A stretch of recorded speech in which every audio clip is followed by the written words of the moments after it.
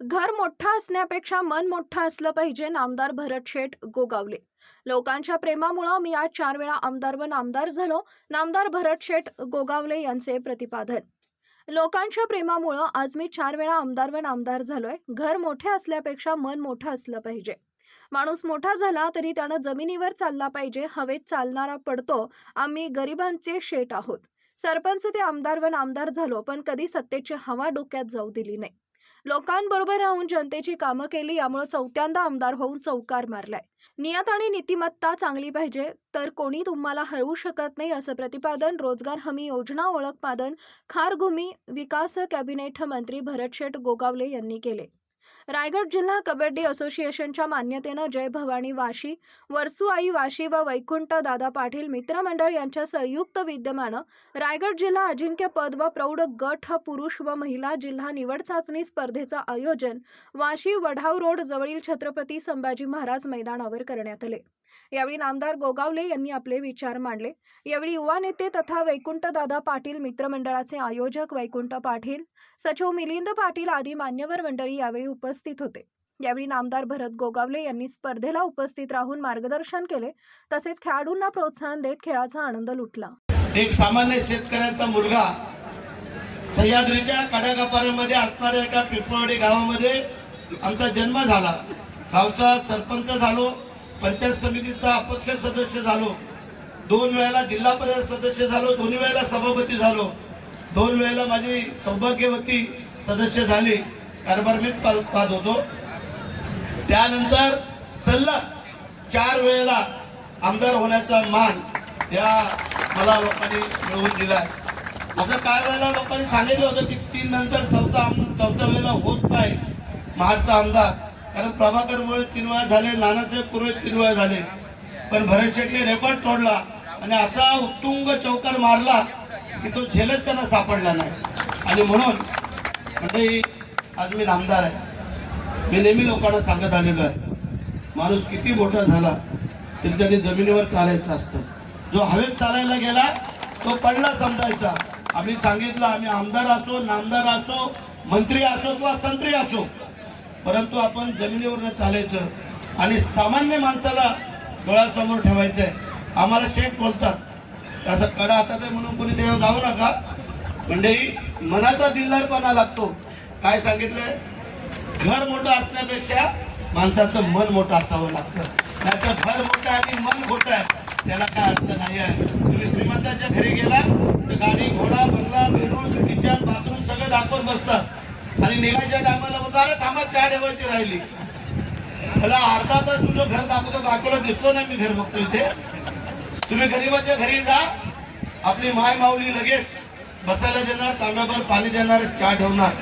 आमच्या ग्रामीण भागामध्ये उशिरा गेलो रात्री तर बोलणार, थांबा आता, जेव्हा झोपा आणि सकाळी जा. सकाळी गेलो तर काय बोलणार, एवढ्या लवकर आलात, घरी करा आणि मग जा. ही आत्मीयता असते. गरीबाचा आशीर्वाद हा मनापासून आणि हृदयापासून असतो, त्यामुळे त्याला कधी मरण नाही. तुमची जर नियत आणि नीतिमत्ता चांगली असली ना, तुम्हाला कोणी हरवू शकत नाही. त्यावेळेला आम्हाला बऱ्याचशा लोकांनी प्रयत्न केला, पण तो यशस्वी झाला नाही आहे. आमची नियत नीतिमत्ता चांगली होती, कारण आम्ही शेठ आहोत, पण ते गरीबाचे शेठ आहोत, म्हणून गरिबाने आम्हाला निवडून दिलेला आहे आणि म्हणून आम्ही त्याला विसरू शकत नाही. म्हणजे आज येता येता आपण 4 कार्यक्रम, आज एकादशी आहे, बाबारावांनी सांगितलं, वस्तुशी आहे. 2 अखंड हरिनाम सप्त्याला भेट देऊन आलो, तिथल्या मंदिरातल्या देवाला प्रसन्न करून आलो. तिथल्या महाराजांना सांगितलं की आम्ही तुमच्यासाठी काहीतरी करतोय, तुम्ही आमच्यासाठी काहीतरी करा. जो काय खोळंब आहे त्याचा कोडं सोडून टाका. ज्या महाराष्ट्रातल्या आणि रायगड जिल्ह्यातल्या जनतेतल्या मनामध्ये जो काही संभ्रम आहे तो दूर करून टाका, असं सांगून आलेलं आहे. म्हणजे आपण काम करणार. म्हणजे एकच किस्सा सांगतो आणि संपवतो. म्हणजे माणसाचा दिलदारपणा असावा. तुम्हाला कल्पना असणं गरजेचं आहे. आजकालच्या जमान्यामध्ये ग्रामपंचायतीचा सदस्य कोण सोडत नाही, त्याच्यावरनं भानगडी होतात, नाही दिलं तर दुसऱ्या पक्षात. म्हणजे या तुमच्या आत्ताच्या आमदारांनी नामदारांनी या महाराष्ट्रामध्ये इतिहास रचला. महाराष्ट्राचं देऊ केलेलं मंत्रीपद, ज्या वेळेला आमचे मुख्यमंत्री थोडे अडचणीत दिसत आहेत, त्यावेळेला आम्ही सांगितलं, साहेब तुम्ही अडचणीत असाल तर मी मंत्रिपदासाठी थांबतो. कोणी थांबू शकत नव्हतं. त्यावेळेला थांबलो, पण आता पुन्हा एकदा मला पहिला नंबर भरत शेठचा मंत्रिपदामध्ये आणि ते मंत्रिपद मला मिळालेला आहे. त्याचा उपयोग या आता मी सांगितलं की माझ्याकडे 3 खाते आहेत. रोजगार हमी योजना आहे, खारल्यांचा आहे, फलोत्पादनाचा आहे. आम्ही तोच प्रयत्न चालू आहे माझा.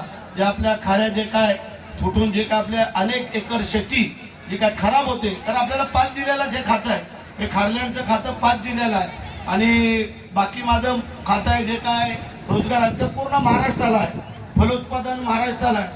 जेवढा पहिला उपयोग माझ्या रायगड जिल्ह्यासाठी करता येईल तेवढा माझा प्रयत्न राहणार आहे. आणि मी ते ठरवलेलं आहे की माझ्या जे काय प्रायव्हेट ह्या तुमच्या खाऱ्या त्यांनाही काय प्राधान्य देता येईल त्याचाही आमचा प्रयत्न आहे. कारण हजारो एकर शेती आपली ही फुकट होत चाललेली आहे. त्याचा बंदोबस्त ही खारपुटी आहे ते काय मॅंग्रोव्ह ते येऊन ते आमच्या शेती खराब झालेल्या आहेत. लगेच त्याच्या फॉरेस्ट टपकतात जसे यांची जमीन का काय. आणि म्हणून जो चांगला प्रयत्न माझ्या या समुद्र किनाऱ्याच्या खाड्यापट्ट्याच्या लोकांसाठी करता येईल तो निश्चित करू. आणि पुन्हा एकदा सांगतो, वैकुंठ आपल्याला आहे, स्कोप आहे, काळजी करायचं कारण नाही. जे काम आता चालू आहे ते त्याच पद्धतीने आपलं चालू राहू द्या. त्याच्यामुळे लोकांचं लक्ष, लोकांचं वेदना आपल्याकडं कळत असतं. म्हणून तुम्हाला मग सांगितलं की कबड्डीचा खेळ हा शक्तीचा आणि युक्तीचा आहे. तुमच्याकडे ताकदच असून निश्चित चालणार नाही, थोडी युक्ती पण लागते. कारण शिवाजी महाराजांनी युक्तीवरती स्वराज्याची स्थापना केली. आता शिवाजी महाराजांकडे मावळे किती होते? मुठभर तर मावळे होते. लाखो सैनिक होतं मुस्लिम समाजाचं पाहिलं आपण मंडळींनी, परंतु मुठभर मावळे होते पण ते जीवाला जीव देणारे होते. लक्षात ठेवा की ज्या वेळेला छत्रपतींना राज्याभिषेक सोहळा झाला त्यावेळेला प्रत्येक पायरी घरी राजे चढत होते, त्यावेळेला प्रत्येक मावळ्याची आठवण झाली. पहिल्या पायरीवरती पाय टाकताच आठवण झाली ती तानाजी मालुसरेंची. दुसऱ्या पायरीवर पाय टाकताना आठवण झाली बाजीप्रभू देशपांडेंची. तिसऱ्या पायरीवर आठवण झाली मुरारबाजींची. चौथ्या पायरीवरती आठवण झाली जीवा महाल्याची. आणि 5व्या पायरीवर पाय टाकताना आठवण झाली शिवा काशीची. हे जर नसते तर हा राजे छत्रपती झाले नसते. म्हणून एकच सांगतो, ज्ञानेश्वर माऊली नंतर जिवंत समाधी घेणं नाही आहे, तुकाराम महाराजांनंतर वैकुंठ गमन नाही आहे आणि शिवाजी महाराजांनंतर छत्रपती होणं नाही आहे. जय हिंद, जय महाराष्ट्र, वंदे मातरम.